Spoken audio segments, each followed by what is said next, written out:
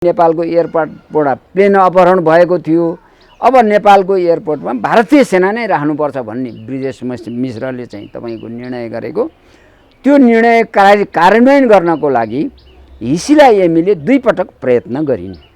तर बीपी कोइरालाले त्यो कुरा मानेनन् र बरु म चाहिँ आफ्नै देशमा गएर बरु जेलभित्रै सड्नु परे सरोस्, तर जाने राष्ट्रियताको सौदाबाजी गरेर नेपाललाई भारतीय भूमिमा भुटान जस्तो बनाएर जाने भारतमा गाभ्ने गरेर म चाहिँ त्यस्तो खालको सम्झौता गर्दिनँ भनेर बीपी कोइराला फर्केका थिए। सुपुर्दगी सन्धिको 2 नम्बर बुँदामा भारतले के बनाएर प्रस्तुत गरेको छ भने 2 नम्बर बुँदामा चाहिँ नेपाल भारत सम्बन्धलाई विकसित गर्दै लिएर जाँदाखेरि हैन, त्यसको चाहिँ तपाईको चाहिँ मैत्रीपूर्ण आयामलाई कायम राख्नको लागि भारतीय सेना नेपालमा बिना रोकटोक हात हतियार सहित जुनसुकै ठाउँमा पनि जान सक्ने र त्यसमा भारत विरोधी भारतीय अपराधीहरू, भारत विरोधी नेपाली अपराधीहरू र भारत विरोधी अन्य तेस्रो मुलुकका अपराधीहरूलाई चाहिँ समातेर लिएर आएर उसको आवश्यकता अनुसार कारबाही गर्न सक्ने भन्ने कुरा त्यहाँ उल्लेख भएको थियो।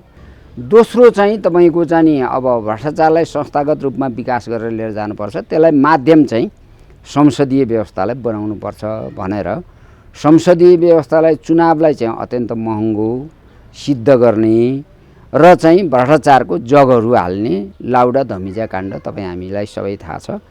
तेस्रोमा आएर गिरिजाप्रसाद कोइरालाले राष्ट्रघातको आयामद्वारा नेपालमा भारतीयहरूको प्रभुत्व कायम गर्नको लागि हैन उचित अवसरहरू प्रदान गर्ने, त्यसको लागि सीमा क्षेत्रमा जति जाने अतिक्रमण भयो, गिरिजाको प्रसाद कोइरालाको पालामा धेरै अतिक्रमण भयो। तपाईँको नेपालमा वर्क पर्मिट लागू गर्नु हुँदैन, भारतीयले निर्बाध रूपमा नेपालमा आउन दिनुपर्छ भन्ने खालको कुरा गरे। 2-3टा कदम अगाडि बढाए। एउटा त नेपालको सम्पूर्ण अर्थतन्त्र भारत मिश्रित बनाउनको लागि, भारत पराश्रित बनाउनको लागि नेपालमा भएको सबै उद्योग धन्दाहरू ढाल्ने, त्यसलाई ध्वंस गर्ने नीति लिए। एकातिर चाहिँ तपाईको राष्ट्रिय अर्थतन्त्र भारतको हातमा सुम्पिनको लागि नेपालमा भएको उद्योग धन्दा पुरै ढाल्दिने, दोस्रो कुरा भ्रष्टाचारलाई संस्थागत विकास गर्ने र तेस्रो कुरो चाहिँ राष्ट्रघातको आयाममा भारतीयकरणलाई मजबुत बनाउनको लागि चाहिँ तपाईको यी 3टा आयाम मार्फत गए। यदि तपाईले अहिलेसम्म यस च्यानललाई सब्स्क्राइब गर्नुभएको छैन भने प्लिज सब्स्क्राइब गरिदिनु होला र साइडको घन्टीलाई पनि एकचोटि बजाइदिनु होला। साथीबहादुर सरलाई हाम्रो च्यानलमा स्वागत छ। धन्यवाद। अब अहिले यो नेकपाको विवाद जो छ नि, अब तपाईले त गहिरोसँग अध्ययन पनि गरिराख्नु भएको छ। हजुर, म त्यसैको नेता भए हुनाले अध्ययन पनि गर्नु पर्यो। हुनुहुन्छ तपाई, के भइराको छ? अब यसको 2टा पाटो पक्ष छन् हैन। एउटा त तपाईको चाहिँ हाम्रा 2 छिमेकीहरू हैन, जसले 46 सालको परिवर्तनमा पनि खास गरेर दक्षिणी छिमेकी गम्भीर रूपले खेल्यो र परिवर्तन भयो। त यो परिवर्तनपछि चाहिँ त्यो परिवर्तन ल्याउनमा हाम्रो योगदान रहेको कारणले गर्दाखेरि यो सम्पूर्ण नेपालको राजकीय सत्तामाथिको स्वामित्वमाथि चाहिँ हाम्रो वर्चस्व हुनुपर्छ भन्ने खालको दाबी पटक पटक चाहिँ तपाईको हाम्रो दक्षिणी छिमेकी शक्तिले चाहिँ गर्दै आएको देखिन्छ। र तपाईको जाने खास गरेर 46 सालको परिवर्तनपछि चाहिँ के कुरो सुरुवात भयो त भन्दाखेरि त्यो सबै परिवर्तन गिरिजाप्रसाद कोइरालालाई प्रधानमन्त्रीमा ल्याउने र नेपाललाई भारतीयकरण गर्ने एउटा ठुलो चाहिँ योजनाको परिणाम थियो 46 सालको परिवर्तन। तर त्यसपछि तत्कालै चाहिँ त्यसको केही वर्षपछि माओवादी द्वन्द्वको सुरुवात भयो, सशस्त्र द्वन्द्वको सुरुवात भयो। त्यसलाई पनि उनीहरूले आफ्नो क्यास गर्नको लागि कोसिस गरे र 62 सालको चाहिँ 12 बुँदे सम्झौता चाहिँ माओवादी साथीहरूको समेत चाहिँ समर्थनमा फेरि पनि गिरिजाप्रसाद कोइरालालाई पुनर्स्थापित गर्ने आन्दोलन थियो त्यो हैन। त यो कुराको छनक चाहिँ हामीले 1977 मा देख्न सक्छौँ। 1977 मा जब बिपी कोइराला भारतमा निर्वासित जीवन बिताइरहेका थिए त्यतिखेरै इन्दिरा गान्धीले के प्रस्ताव गरेकी थिइन् बिपी कोइरालालाई भने नेपालको परराष्ट्र र सुरक्षा सम्बन्धी नीति भारतको हातमा दिन्छौ भने, यदि त्यस्तो खालको सम्झौता गर्छौ भने हामी चाहिँ तिमीलाई चाहिँ नि नेपालको सत्तामा पुनर्स्थापित गर्छौँ भनेर चाहिँ त्यस्तो खालको प्रस्ताव चाहिँ थियो। तर बिपी कोइरालाले त्यो कुरा मानेनन् र बरु म चाहिँ आफ्नै देशमा गएर बरु जेलभित्रै सड्नु परे सरोस्, तर चाहिँ राष्ट्रियताको सौदाबाजी गरेर नेपाललाई भारतीय भूमिमा भुटान जस्तो बनाएर चाहिँ भारतमा गाभ्ने गरेर म चाहिँ त्यस्तो खालको सम्झौता गर्दिनँ भनेर बिपी कोइराला फर्केका थिए। अब त्यो एउटा बहुत चाहिँ तपाईँको चाहिँ हामीले प्रशंसा गर्नुपर्ने कदम हो बिपी कोइरालाको। त्यही खालको प्रस्ताव 1990 मा राजा वीरेन्द्रलाई पनि गरियो। त्यहाँ एउटा एजेन्डा थप भयो। परराष्ट्र हात हतियार सुरक्षाको कुरा त छँदै थियो, 1965 मा पनि थियो हैन। त्यसलाई यथावत गर्दै जलस्रोतमा पनि भारतीयहरूको प्रभुत्व रहनुपर्छ भन्ने खालको प्रस्ताव चाहिँ भारतले गरेको थियो। तर त्यसलाई चाहिँ नि राजा वीरेन्द्रले पनि इन्कार गरे। इन्कार गरेपछि त्यो थाती बसेको जुन एजेन्डा थियो 46 सालको परिवर्तनपछि पहिला त कृष्णप्रसाद भट्टराईद्वारा हैन नेपालको जलस्रोतमा भारतको हिस्सा छ, भारतको आधी हो भन्ने ढङ्गको एउटा 10 जुन 1990 को एउटा सम्झौता त्यो गरे। दोस्रो कुरा चाहिँ नि तपाईँको नेपालमा वर्क पर्मिट लागू गर्नु हुँदैन, भारतीयले निर्बाध रूपमा नेपालमा आउन दिनुपर्छ भन्ने खालको कुरा गरे। र चाहिँ तपाईँको चाहिँ नि राष्ट्रघातको सुरुवात कृष्णप्रसाद भट्टराईको 10 जुन 1990 को सम्झौताबाट सुरुवात हुन्छ। गिरिजाप्रसाद कोइराला आउनासाथ उनले चाहिँ नि 2-3टा कदम अगाडि बढाए। एउटा त नेपालको सम्पूर्ण अर्थतन्त्र भारत मिश्रित बनाउनको लागि, भारत पराश्रित बनाउनको लागि नेपालमा भएको सबै उद्योग धन्दाहरू ढाल्ने, त्यसलाई ध्वंस गर्ने नीति लिए।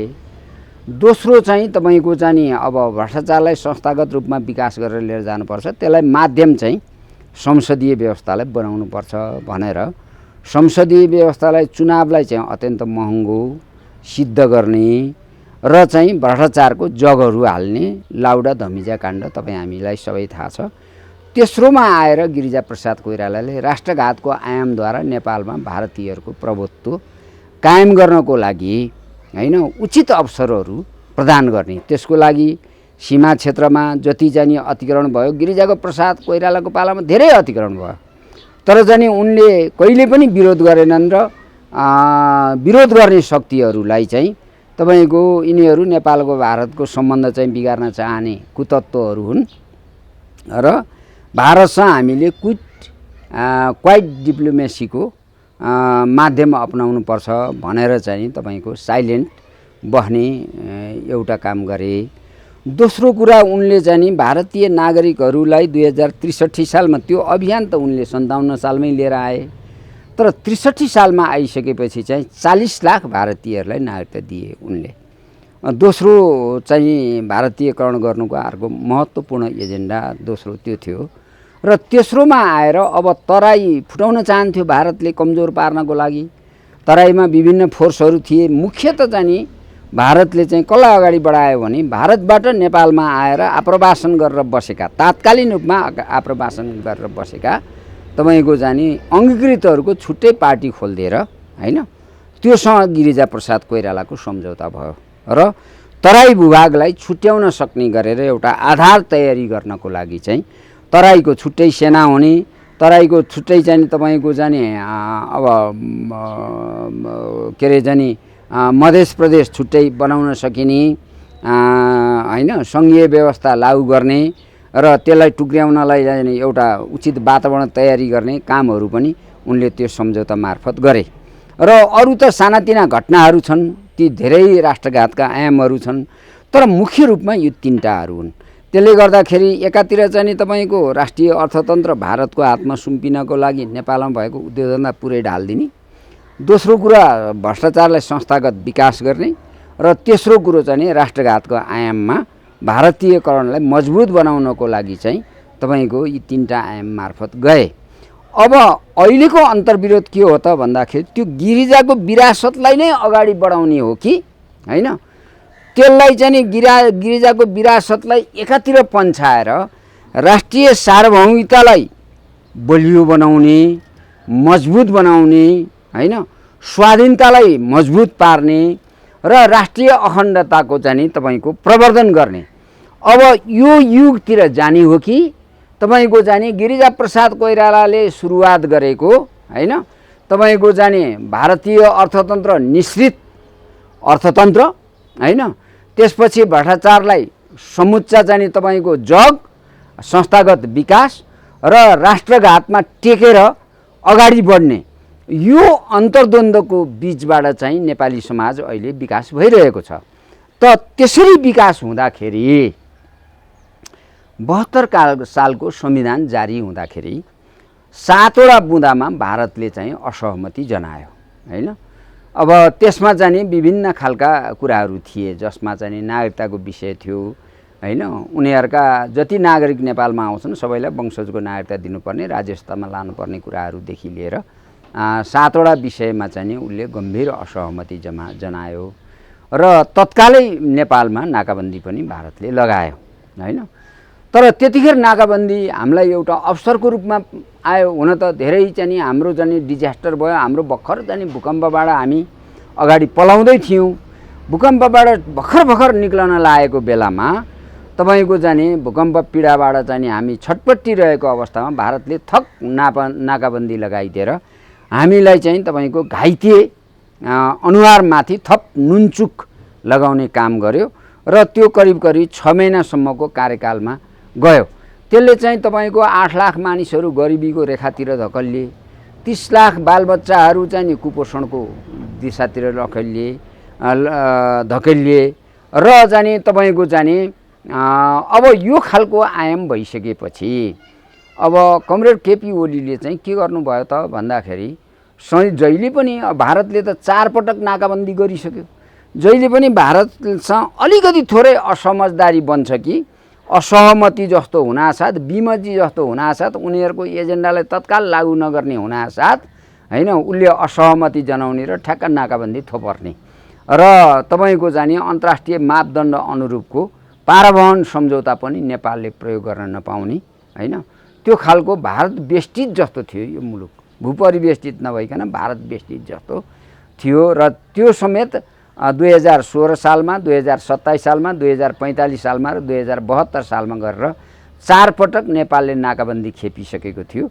जब विकासको एउटा चरणमा जानको लागि बल्ल बल्ल खुट्टा तङ्ग्रिन खोज्छ अनि झ्वाट्ट नाकाबन्दी लगाइदिएपछि अनि त्यो सबै चाहिँ फेरि चाहिँ जिरोमा झर्ने, यो खालको परिस्थितिबाट नेपाल गुज्रिँदै आएको कुरा कमरेड केपी ओलीले चाहिँ त्यसलाई महसुस गर्नुभयो।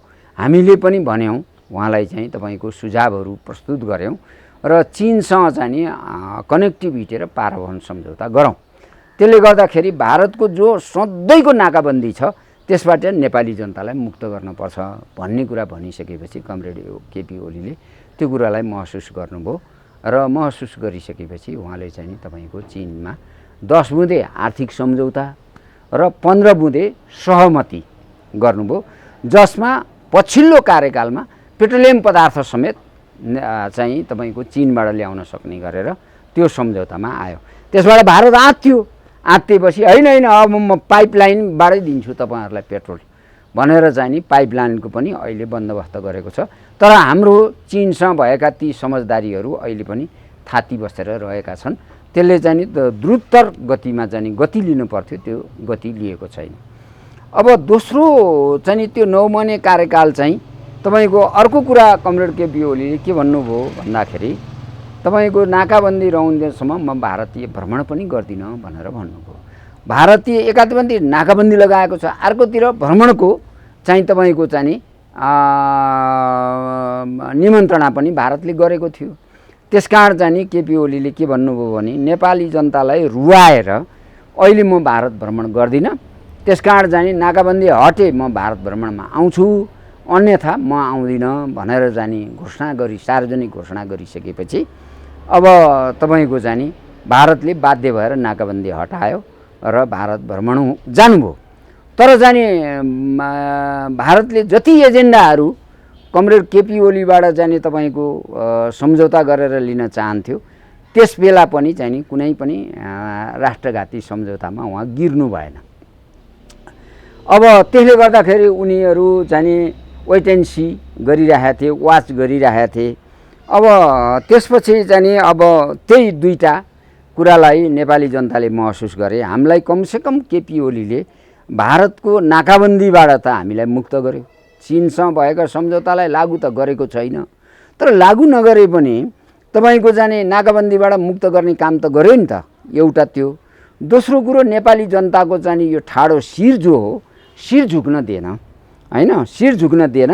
नेपाली जनताको चाहिँ जनताको शिर चाहिँ तपाईँको ठाडो राख्यो। त्यसकारण यसलाई चाहिँ नि बहुमत दिनुपर्छ भनेर चाहिँ नि सम्पूर्ण नेपाली जनताले चाहिँ अब कमरेड केपी ओलीलाई नै हेरेर 2074 सालको चुनावमा चाहिँ बहुमत दिएको। तर भारतको दबाब त फेरि पनि यथावत थियो हैन। त्यो भारतको दबाब रहँदा रहँदै पनि चीनको राष्ट्रपति नेपाल आउनुभयो र त्यसले चाहिँ नि तपाईँको 2072 सालमा गरेको सम्झौतामाथि टेकेर थप सम्झौता गर्यो। त्यो थप सम्झौता के गर्यो भने नेपाल अब तपाईँको चाहिँ नि चीन र नेपाल मिलेर हामी रणनैतिक रूपले पनि अगाडि बढ्न सक्छौँ, एउटा त्यो अवधारणा प्रस्तुत गर्यो हैन। त्यो खालको सम्झौता भयो चीनसँग। अब जस्तो दोस्रो खालको चाहिँ तपाईँको चाहिँ नि के भयो भन्नुहुन्छ भन्दाखेरि दोस्रोमा गएर चाहिँ तपाईँको नेपाल अब भूपरिवेष्टित होइन, अब यो चीनसँग सँगै गाँसिएको भूजडित चाहिँ नि मुलुक हो यो। र जसरी चाहिँ नि चीन विकास गरेको छ त्यसरी नै नेपालले विकास गर्न सक्छ, त्यसको लागि हामी सहकार्य गर्न तयार छौँ भन्ने कुरा चाहिँ तपाईँको चाहिँ नि त्यो राष्ट्रपतिको भ्रमणबाट उद्वेलित भइसकेपछि, उद्बोधित भइसकेपछि, अनुमोदन भइसकेपछि चाहिँ तपाईँको भइसकेपछि अब दक्षिणी छिमेकीलाई त तपाईँको चाहिँ नि एकदमै प्रभावकारी ढङ्गले नै तपाईँको आघात पुग्यो। त्यो आघात पुगेपछि अब दक्षिणी छिमेकीले पनि के गर्यो भन्दाखेरि आफ्नो रणनीतिहरू बदल्यो। जस्तो दैनिक नेताहरूलाई गएर भेट्ने, दबाब दिने, अनि त्यसपछि प्रधानमन्त्रीलाई दैनिक जस्तो गएर भेट्ने, दबाब दिने, आफ्नो एजेन्डा लागू गर्ने, यो त नेपाली समाजमा नाङ्गिसकेको थियो। त्यसकारण अब कुटनैतिक ढङ्गले जानुपर्छ र नेपालमा रहेका राजनैतिक पार्टीबाट नै हामीले यो चाहिँ तपाईँको अभियान खेल्नुपर्छ भन्ने ठाउँमा भारतीय रणनीति पनि थोरै चेन्ज भएको हामी देख्छौँ।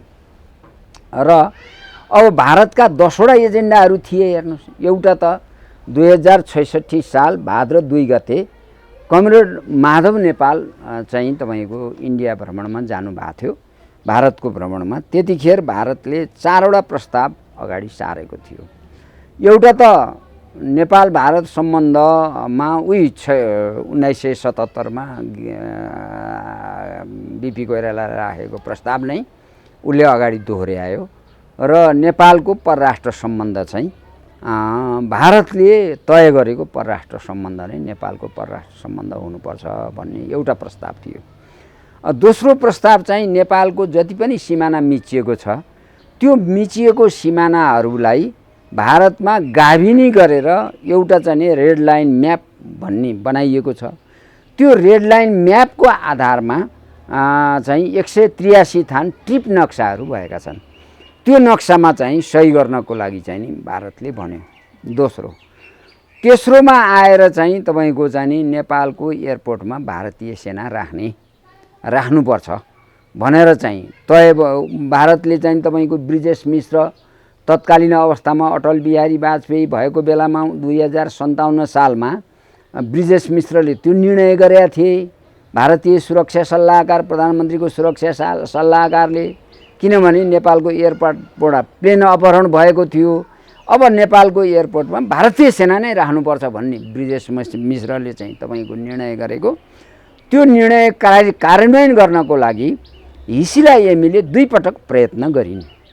खास गरेर चाहिँ नेकपा माओवादीको नेतृत्वमा सरकार भएको अवस्थामा 2065 सालमा चाहिँ तपाईँको चाहिँ 2 पटक प्रयत्न गरिन् र उनी चाहिँ पर्यटन मन्त्री थिइन्।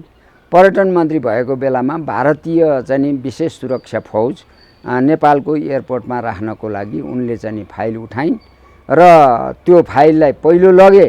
पहिलो पटक त्यो सम्भव भएन। दोस्रो पटक उनले फेरि दोहोऱ्याएर लिएर गइन्।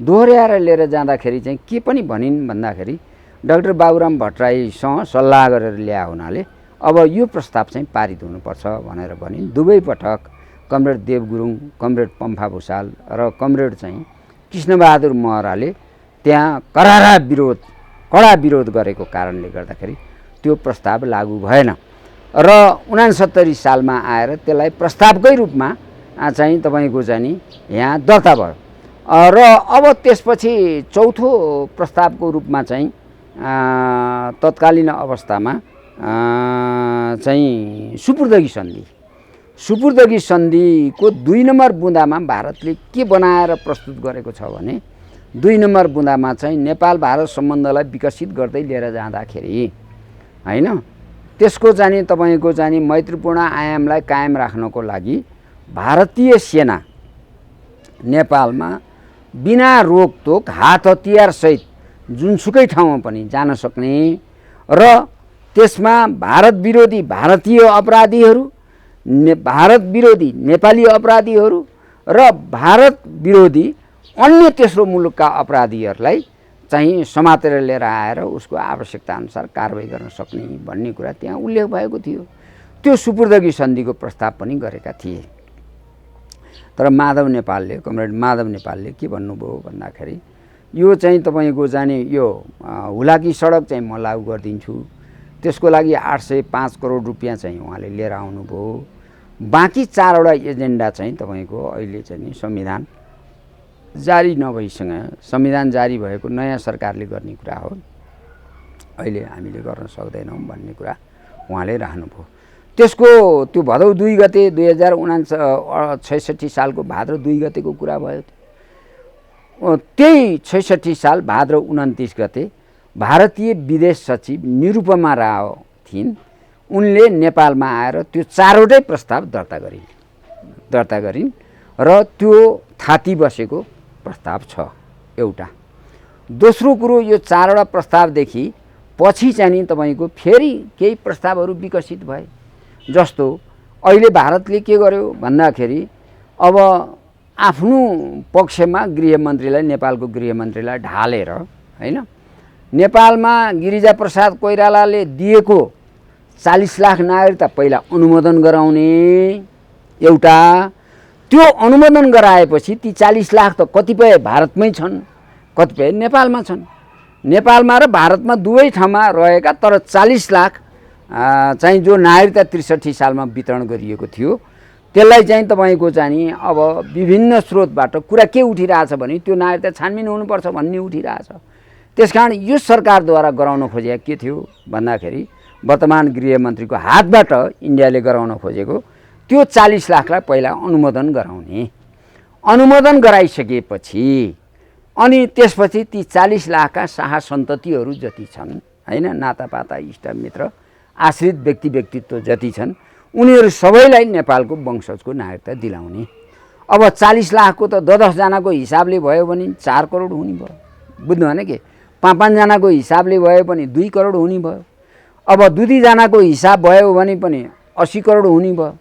एकैचोटि 40 लाख पहिलाको उनीहरूको अनुमोदन गर्ने र 80 लाख चाहिँ उनका बालबच्चालाई थप नागरिकता दिँदाखेरि त करोडौँ चाहिँ मान्छे चाहिँ एकैचोटि भारतमा नागरिक भएर आउन सक्ने भए हैन। यो खालको परियोजना लागू गर्न गृहमन्त्री पनि अगाडि बढ्नुभयो र बढ्दै जाँदाखेरि तपाईँको जनमानसको कडा विरोध आइसकेपछि त्यसलाई चाहिँ टेकओभर गरेर जान सक्ने ताकत चाहिँ गृहमन्त्रीको भएन। अब कतिपय ठाउँमा धम्की पनि पाउनुभयो उहाँलाई घिसार्ने, तपाईँको जाने बाहिर जिल्लामा जाँदाखेरि समातेर घिसार्ने कुराहरू पनि आए हैन। त्यसो भइसकेपछि उहाँले चाहिँ त्यसलाई टेकओभर गरेर जान सक्नु भएन। नगएपछि भारतले फेरि थप प्रस्ताव गर्यो। अब लागू त भएन हैन, अब तपाईँले चाहिँ नि ज्वाइँलाई पनि नागरिकता दिनुपर्छ भनिसकेपछि अहिले गृहमन्त्रीले थप नेपालबाट भारतमा बिहा गरेर गएको चेलीको नागरिकता पनि खारेज नगर्ने, बिहा गरेर गइसकेपछि पनि नागरिकता यथावत राख्ने, अनि त्यो ज्वाइँ जो छ उसलाई पनि नागरिकता दिने। अब त्यसको आँकडा कति छ त भन्दा 26 लाख ज्वाइँहरू छन् भन्ने छ। हाम्रा मधेसी साथीहरू छ, आँकडा लिँदाखेरि करिब नेपालबाट भारतमा बिहा गरेर जाने चेलीहरूका ज्वाइँ चाहिँ 26 लाख जति छन्। अब त्यो पहिलाको 40 लाख, यो 26 लाख का शाह सन्ततिलाई वंशजको नागरिकता दिँदाखेरि त मुलुक तत्कालै अर्को चुनावसम्म त फिजीकरण गर्न सकिने भयो। त भारतका दुईटा एजेन्डा छन्, एउटा फिजीकरण गरेर सिङ्गै नेपाललाई लिने, नभए सिक्किमीकरण गर्ने। त्यति हुन सकेन भनेदेखि तराईमा बहुमत पुर्याएर तराई टुक्र्याउने हो, हैन? यो दुईटै काम गर्नको लागि चाहिँ भारतले चाहिँ नागरिकतालाई चाहिँ नागरिकता एउटा चाहिँ नि तपाईँको खेलो गरिरहेको छ। यो 5औं एजेन्डा भयो।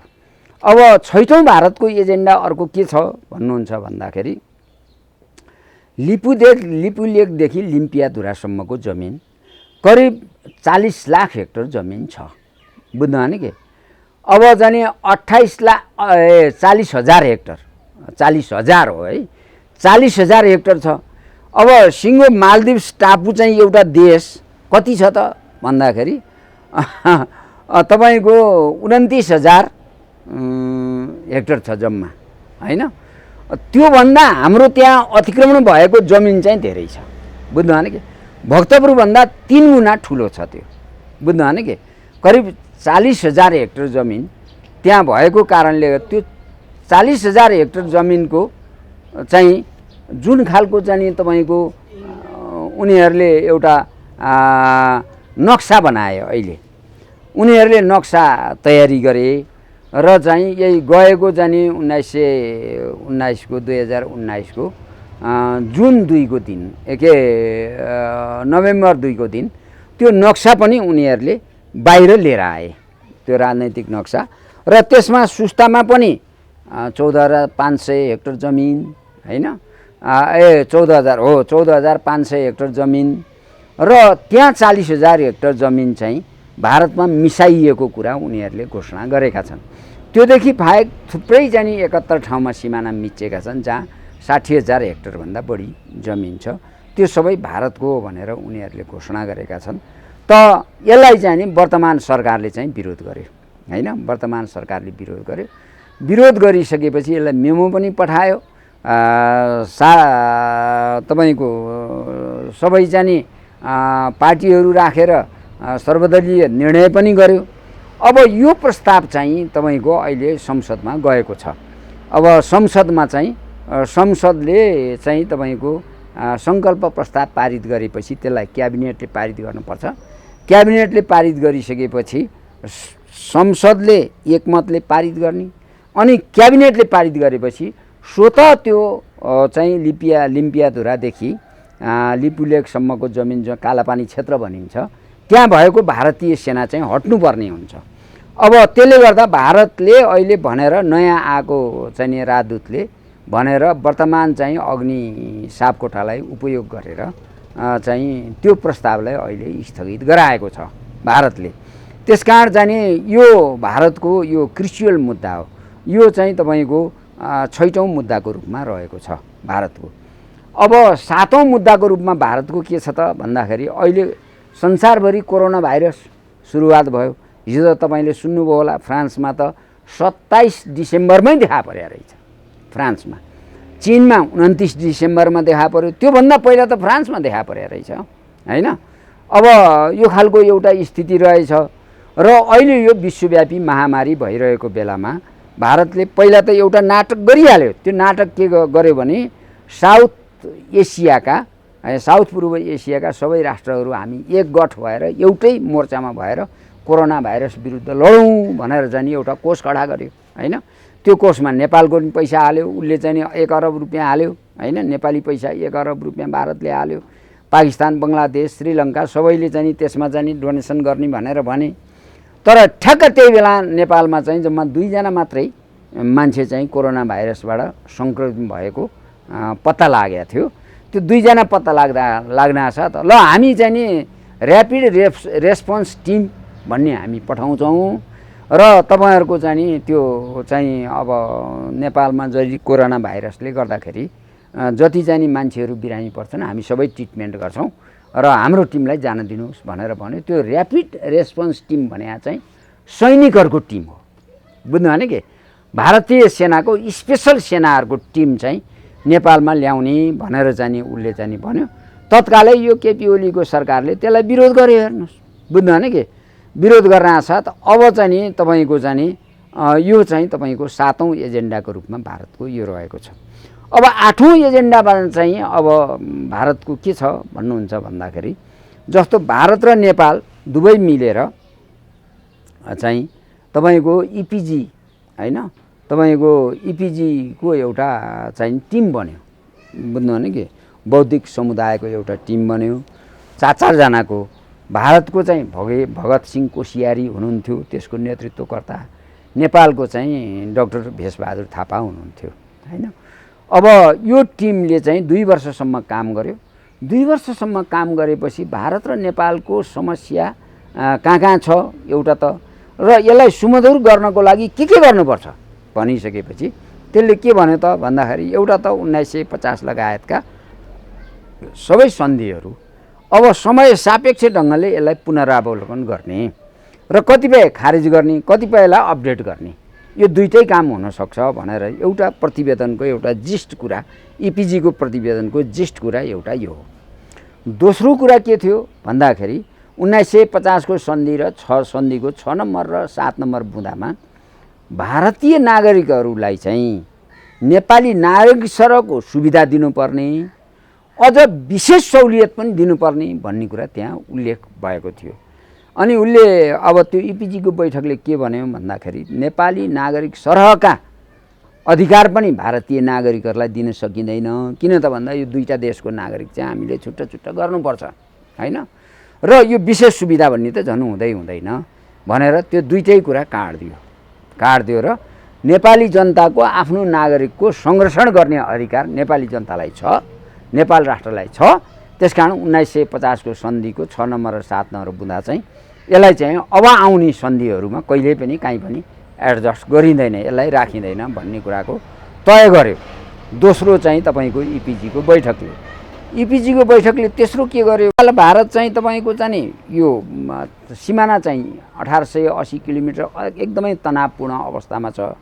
कयौँ नेपालीहरूलाई भारतले सीमा मिच्दै मारेको पनि छ हैन, त्यसको चाहिँ भर्ताल अथवा त्यसको मुआवजा पाएको पनि छैन नेपालले। दोस्रो कुरा यो सिमाना चाहिँ तपाईँको कायम राखिरहँदाखेरि दोहोरो जाने आतंकवादको लेनदेन आते जाते चाहिँ तपाईँको त्यो हुन पनि सक्छ त्यहाँबाट, र चेलीबेटीहरू त अहिले पनि जाने त्यो नेपाल भारतको सिमानाबाट बेच्नको लागि लगिन्छन् भनेपछि अब चाहिँ तपाईँको हामीले एउटा आतंकवादको चाहिँ तपाईँको आते जाते हुने एउटा बिन्दु भयो। दोस्रो चेलीबेटी चाहिँ बेचबिखन गर्ने बिन्दुको रूपमा आयो। तेस्रो कुरो भारतीय जनता र नेपाली जनताको बिचमा सधैँ टसल हुने, त्यो सुमधुर रूपले कहिले पनि नबहने त्यस्तो खालको एउटा स्थिति भए हुनाले अब नेपाल भारतको सिमानालाई व्यवस्थित र नियमन गर्नुपर्छ भन्ने कुरा त्यो इपिजीको प्रतिवेदनमा उल्लेख भएको छ। र चौथो कुरा चाहिँ तपाईँको चाहिँ नेपालको सिमानाबारे पनि त्यहाँ लिम्पियाधुरा नै सिमाना हो, पश्चिमको सिमाना हाम्रो। किन त भन्दा 1816 मा जुन सुगौली सन्धि हामीले भारतमा गरेका छौँ त्यसले देखाएको सिमाना महाकाली पारी हो। महाकाली भनेको चाहिँ तपाईँको चाहिँ त्यो लिम्पियाधुराबाट निक्लने नदी हो भन्ने कुराको किटानी साथ लेख्या हुनाले भारतले अहिले आफ्नै मान्छेले यो एकमतले निर्णय भएको, भारत र नेपालका बौद्धिक समुदायहरूले एकमतले निर्णय गरे पनि भारतले अहिलेसम्म यो चाहिँ लागू गरेको छैन, अहिलेसम्म त्यो प्रतिवेदनै बुझेको छैन। त्यसकारण हाम्रो नेपाल सरकारलाई हाम्रो आग्रह के हो भने प्रतिवेदन उसले बुझ्दैन भने हामीले बुझौँ, भारतलाई दबाब दिउँ, नेपाली जनताको सारा नेपाली जनताको ताकतलाई एक ठाउँमा जम्मा गरेर दबाब दिउँ भन्ने चाहिँ हामीले चाहिँ नेपाल सरकारसँग आग्रह गर्दै आएका छौँ। अब यही बिचमा अब चाहिँ तपाईँको कमरेड केपी ओलीले केही चाहिँ तपाईँको राज्य सत्ता सञ्चालन गर्ने क्रममा केही कमी कमजोरीहरू भए हैन। ती कमी कमजोरीहरू के हुन् त भन्दाखेरि एउटा त कोरोना भाइरस चाहिँ विश्वव्यापी रूपमा हुँदै गर्दाखेरि कमरेड केपी ओलीको स्वास्थ्य अवस्था चाहिँ अत्यन्त नाजुक अवस्थामा गयो।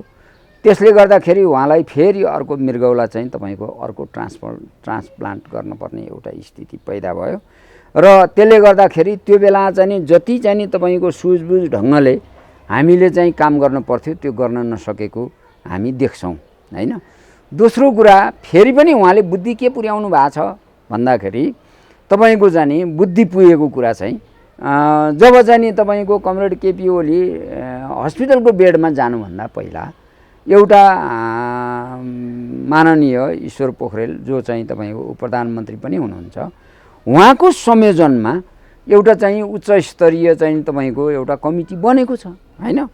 त्यो कमिटीले होमवर्क के गर्नु पर्थ्यो त भन्दाखेरि तत्काल चाहिँ तपाईँको नेपालमा फैलिन नदिनको लागि चौतर्फी नाकाबन्दी गर्ने हैन, आतेजाते बन्द गर्ने र पूर्व तयारी चाहिँ तपाईँको घनीभूत रूपले गर्नु पर्थ्यो। त दुईटै काम गरेन। एउटा घनीभूत रूपले पूर्व तयारी पनि यसले गरेन 1 महिनासम्म हैन।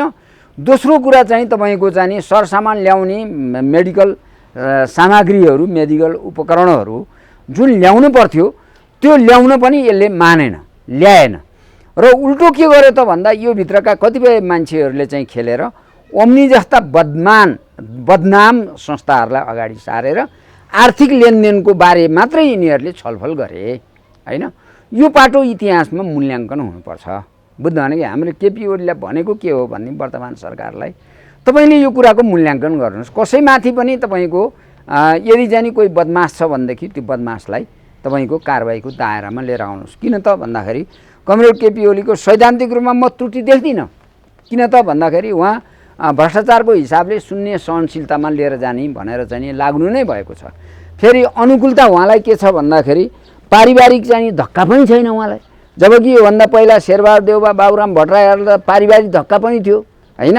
परिवार चाहिँ तपाईँको चाहिँ पुरै भ्रष्टाचारमा मुछिन्थ्यो हैन। उहाँको परिवार फेरि शुद्ध छ हैन, पारिवारिक धक्का पनि छैन एउटा। अर्को कुरा उहाँको चाहिँ आफ्नो चाहिँ व्यक्तिगत लिनु केही पनि छैन हैन, छोराछोरी पनि छैनन्।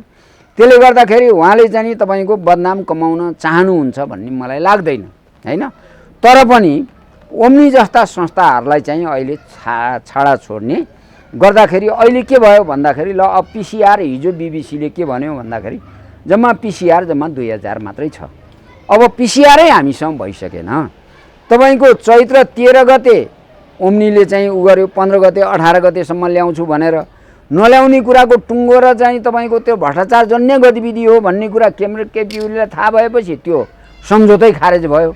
सम्झौता खारेज भएपछि सेनाले अहिलेसम्म ल्याउन सकेका छैन। हेर्नुहोस् अब त महामारी फैलिसक्यो हैन, नेपालगञ्जमा त फैलिसक्यो नि, उदयपुरमा फैलिसक्यो। अब यो अवस्थामा चाहिँ मुलुकलाई पुर्याउनको लागि चाहिँ त्यो जुन कमिटी बनेको छ उच्च स्तरीय कमिटी त्यसले विवेकपूर्ण ढङ्गले काम गरेन भन्ने मलाई लाग्छ हैन। उसले विवेकपूर्ण ढङ्गले काम गरेको भए जस्तो नेपालमा सङ्क्रमण गराउनको लागि चैत्र 1 गतेदेखि 10 गतेसम्म जति मान्छे आए नि तिनीहरूले नै सङ्क्रमण गराएका छन्। त्यो बेला हामीले नाकाबन्दी गरिदिएको र प्लेनलाई चाहिँ तपाईँको चाहिँ आउन नदिएको भए त त्यो बुद्धिमत्तापूर्ण ढङ्गले नेपालमा सङ्क्रमणै आउँदैन थियो हैन। त्यो काम पनि एकातिर गरेन। त्यतिखेर चाहिँ भ्रष्टाचार जन्य गतिविधिलाई चाँजो मिलाउन मात्रै त्यहाँ समय र चाहिँ तपाईँको दिमाग खर्च गरेको देखिन्छ। अब यता आएर चाहिँ नि तपाईँको चाहिँ ओम्नी जस्ता बदनाम संस्थालाई चाहिँ तपाईँको ठेकापट्टा दिइसकेपछि उसले त्यो सामानै ल्याउन सकेन। ल्याएका सामान पनि 2 नम्बरी सामानहरू, नक्कली सामानहरू रहेछन् भनेपछि अब अहिले हरकत के भइरहेछ भनेदेखि उसलाई चाहिँ जसरी पनि पेमेन्ट दिने भन्ने खालको एकातिर सरकारी हरकत देखिन्छ, अर्कोतिर चाहिँ तपाईँको चाहिँ अब सामग्रीकै अभाव भइसक्यो हैन हामी कहाँ। त यस्तो खालको सङ्कट पनि अहिले यो छ। मलाई लाग्छ यो सङ्कट समाधान गर्नको लागि चाहिँ कमरेड केपी ओलीले चातुर्यतापूर्ण ढङ्गले नै काम अगाडि बढाउनुहुन्छ भन्ने मलाई लाग्छ। ठिक्कै यही बेलामा चाहिँ अब यो चाहिँ यी नेपालमा त अब यो त 2 वर्ष गइसक्यो नि, यो सरकार त अब तेस्रो वर्षमा रनिङ हुँदैछ। त्यहाँ त 9 महिनामा सरकार चेन्ज गरेर एउटा राष्ट्रघात गराउने गरेको बुझ्नु भने के इन्डियाले त अब इन्डियाको टाउको दुखिरहेछ कि चाहिँ तपाईँको नेपालको सत्ता परिवर्तन अब कसरी गराउने होइन। एकातिर चीनसँग चाहिँ पारवहन र कनेक्टिभिटी सम्झौता गर्यो, दोस्रो सम्झौता तपाईँको चाहिँ BRI-मा सहमति गर्यो दोस्रो, र अब नेपाल चाहिँ भू परिवेशी चाहिँ भूजडित मुलुक हो र रणनैतिक रूपले हामी मिलेर काम गर्छौँ भन्ने कुरा चीनसँग सम्झौता भइसकेपछि अब विभिन्न खालका बाटोघाटोहरू चाहिँ खुल्दैछन् चीनसँगको। अब यसले गर्दा भारतलाई चाहिँ अहिले टाउको दुखाइ भएको आफ्ना स्रोतहरू कहाँ कहाँ छन् त्यो सबैलाई एक ठाउँमा जम्मा गरेर होइन त वर्तमान सरकारको विरुद्ध चाहिँ उसले चाहिँ अभियान थालेको छ। त्यो अभियान अन्तर्गत प्रतिपक्षहरू त छँदैछन् होइन, प्रतिपक्षहरू त छँदैछन्, तर पार्टीभित्रबाट पनि होइन त्यो खालको अभियानमा सामेल भएर केही मानिसहरूले गतिविधि अगाडि बढाइरहेका छन्। पहिलो त यो। अब दोस्रो कुरा के हो भन्दाखेरि भारतका अरू एजेन्डा पनि छन्, जस्तो जलस्रोत लिने एजेन्डा छ नि, 29वटा हाइड्यामहरूको नेपालमा चाहिँ दर्ता गरेर राखेको छ भारतले। त्यसमध्ये उपल्लो कर्णाली अहिलेसम्म चाहिँ तपाईँको लागू नै गर्न सकेन। भारतका 10वटा एजेन्डाहरू यो जति छन् तपाईँले अहिले वर्णन गर्नुभयो होइन विस्तृतमा, यो नेकपाको विवादको सार यसलाई लिन मान्ने सकिन्छ? अब यो अवस्थामा तपाईँको यतिखेर सरकार चेन्ज गर्यो भने हामीले भनेपछि सम्पूर्ण प्रशासन संयन्त्र चेन्ज हुन्छ नि। चेन्ज भयो भने त कोरोना भाइरसप्रति चाहिँ विरुद्ध चाहिँ तपाईँको अहिले सिङ्गो राज्य सत्ता केन्द्रित हुनुपर्ने ठाउँमा सत्तालाई समायोजन गर्ने कुरामा केन्द्रित हुन्छ, यो पाटो छुट्छ र अनि महामारी फैल्यो भने त सिङ्गो नेपाली जनता चाहिँ प्रताडित हुन्छ। यस्तो अवस्थामा त्यस्तो खालको गतिविधि चाहिँ तपाईँको चाहिँ त्यो मलाई चाहिँ प्रिय लाग्दैन, प्रिय लागेको छैन होइन। अब होला केपी ओलीको चाहिँ तपाईँको गल्ती कमजोरी अस्ति त अब पार्टीमा चाहिँ मेरो गल्ती भएको छ भनेर आत्मालोचना पनि गरिसक्नुभयो। अब चाहिँ काम गर्नको लागि उहाँलाई 5 वर्ष काम गर्नको लागि जनताले म्यान्डेट पनि दिएको हो होइन। त पार्टीभित्रको समायोजन ठिक ढङ्गले गर्न सक्नु भएन होला, त्यसलाई आलोचना गर्दै हामीले यो सरकारलाई नै अगाडि बढाउने कुरा गर्न नै उपयुक्त हुन्छ। अन्यथा के हुन्छ त भन्नुहुन्छ भने तपाईँको चाहिँ कोरोना भाइरस विरुद्धको हाम्रो जो लडाइँ हो त्यो कमजोर बन्छ र महामारीको चाहिँ तपाईँको मोहरीमा हामी सबै फस्छौँ। अब यो चीनको चासो पनि देखिया छ होइन, यो नेकपाको विवादमा भेटघाट तीव्र पनि भएको छ होइन, यो घटनाले यो चीनको के चाहन्छ, मिलेर जाओस् कि? अब चीनको मलाई के लाग्छ भनेदेखि अब एउटा कम्युनिस्ट सरकार भएको कारणले गर्दाखेरि स्वाभाविक रूपमा एउटा त सहकार्यको लागि हात अगाडि बढाएको, दोस्रो छिमेकी राष्ट्र भएको, तेस्रो कुरो चिनियाहरूले अहिले महसुस गरेको के हो भने इन्डो अमेरिकन स्रोतले नै नेपालको सत्ता चेन्ज गर्न खोजे हो होइन। अमेरिकन पक्षका दुईटा शक्तिहरू छन्, एउटा पश्चिमा र अमेरिकनहरूको छ, त्यसमा सत्तामा पकड छ त्यसको केही न केही ढङ्गको।